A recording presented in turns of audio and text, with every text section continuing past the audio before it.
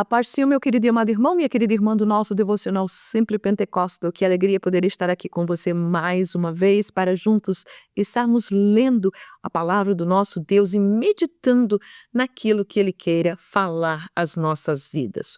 Hoje nós estaremos lendo o livro de Salmos, capítulo 107, e nós vamos dar continuidade a este salmo, e hoje estaremos lendo do verso 8 ao verso 14.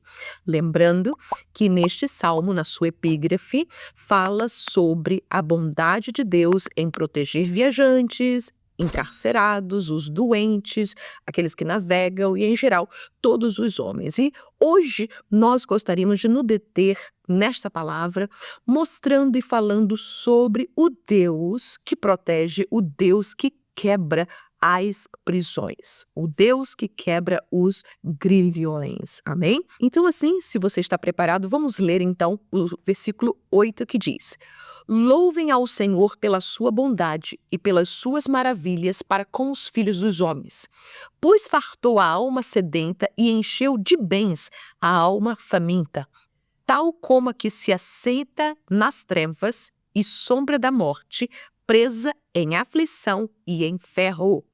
Como se rebelaram contra as palavras de Deus e desprezaram o conselho do Altíssimo, eis que lhes abateu o coração com trabalho, tropeçaram e não houve quem os ajudasse. Então clamaram ao Senhor na sua angústia e ele os livrou das suas necessidades.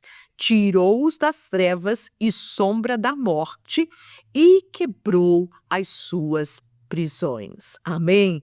Você vai lembrar que este versículo 13 nós já o lemos no versículo 6, no princípio desta semana, e ele vai se repetir, dizendo, mostrando que quando clamam ao Senhor na sua angústia, Ele os livra das suas necessidades. Amém? Nos versos que nós lemos hoje aqui, fala-nos que o Senhor é aquele que quebra as nossas prisões. Durante o meu período de trabalho missionário que eu tenho feito, Deus tem me concedido de estar e visitar e evangelizar e pregar em prisões. E dentre muitos lugares que eu visitei, duas delas, muito me chamaram a atenção, tocaram a minha vida, e foi o trabalho que nós fizemos tanto em Moçambique, na África, como também no Brasil, na cidade de Piracuruca, no Piauí.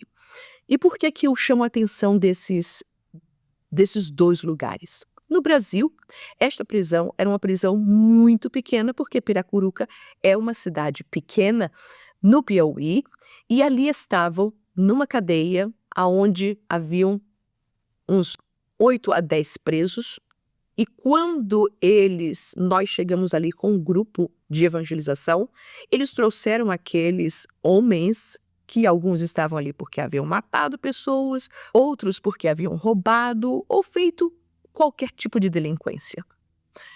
E quando nós chegamos naquele lugar e que eles trouxeram aqueles presos a uma areazinha pequena, como num quarto como eu estou hoje, e nós ficamos ali deparados diante daqueles presos, tivemos a oportunidade de pregar o evangelho para eles. E para minha surpresa, muitos daqueles homens que ali estavam, mal encarados sim, por causa do pecado, por causa da sua sentença, pessoas que estavam ali já há alguns anos. E meus queridos, quando a palavra de Deus, ela chega num lugar como esse, e nós vamos ver o poder da palavra de Deus transformando almas, e ao pregar, e ao fazer aquele apelo, e ao dizer o Espírito Santo, você podia ver que o Espírito Santo estava convencendo-os dos seus pecados.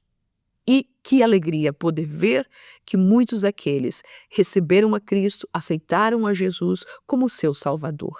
Isso não impõe que, uma vez salvo, agora a pessoa vai sair da cadeia. Não, a pessoa muitas vezes vai ter que pagar o preço do seu pecado, vai ter que pagar a sua sentença, mas de uma maneira diferente, porque agora no seu coração ele é salvo.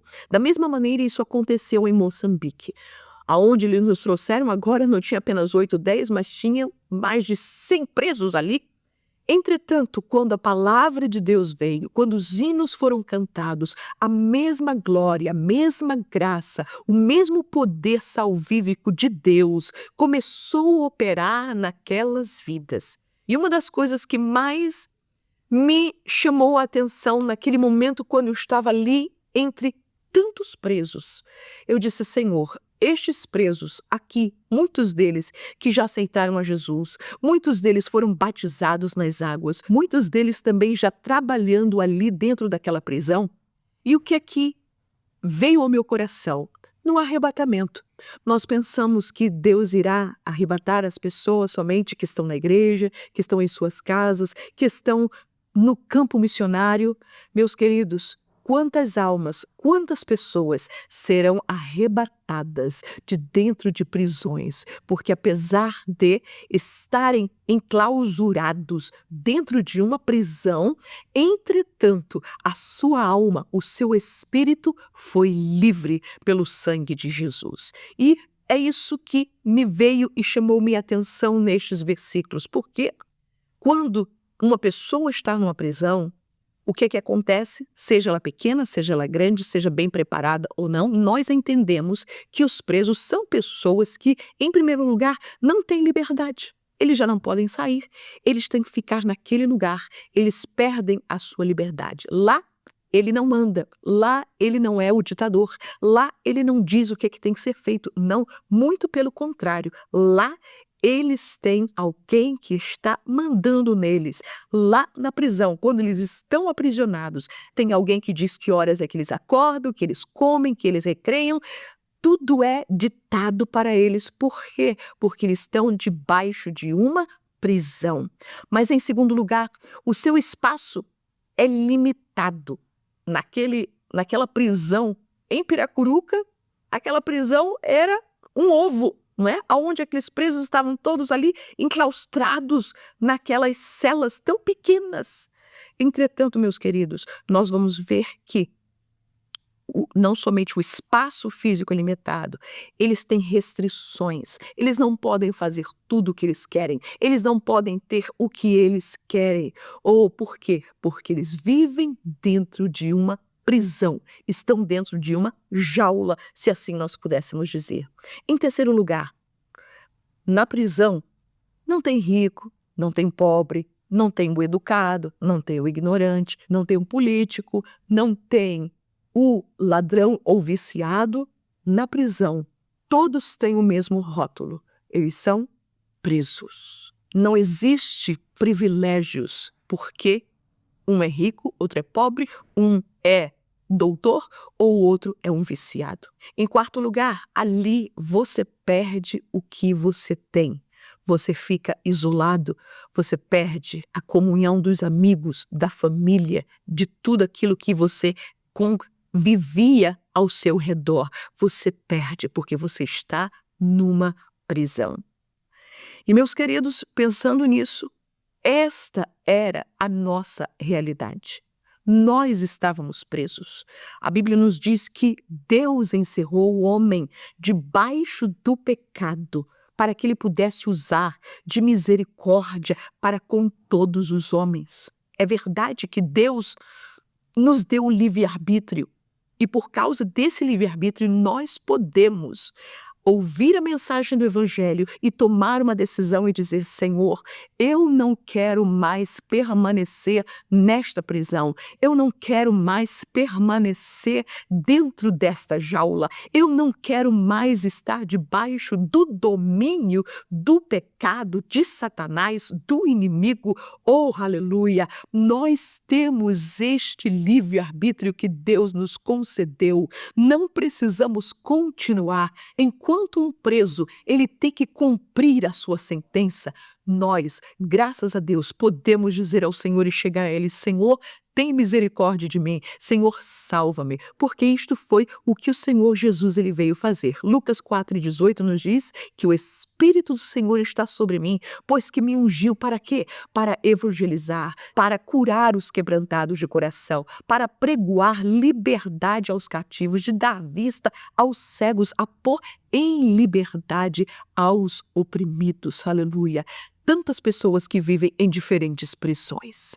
Prisões de pecado, como foi Zaqueu. Prisões de opressões demoníacas, como foi Maria Madalena. Prisões de enfermidades, como foi aquela mulher que andava encurvada na Bíblia Sagrada.